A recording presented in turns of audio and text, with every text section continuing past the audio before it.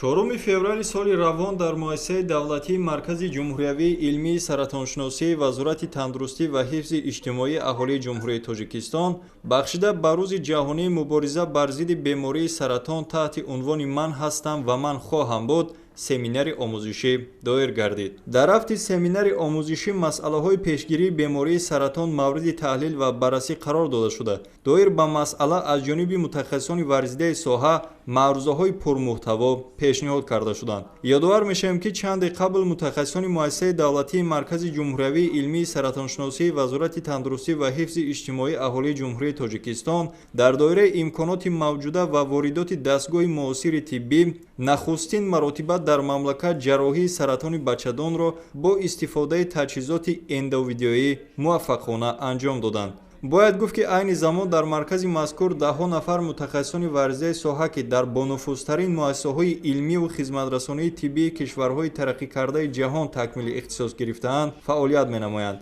маврид ба зикр аст, ки давоми солҳои охир маҳз бо дастгирии ҳукумати ҷумҳурияи Тоҷикистон ва Вазорати тандурустӣ ва ҳифзи иҷтимоии аҳолии ҷумҳурияи Тоҷикистон дар маркази мазкур якчанд номгӯи дастгоҳу таҷҳизоти муосири тиббӣ дастрас карда шудааст, ки тавассути онҳо барои хизматрасонии тиббӣ шароити мусоид фароҳам оварда шудааст.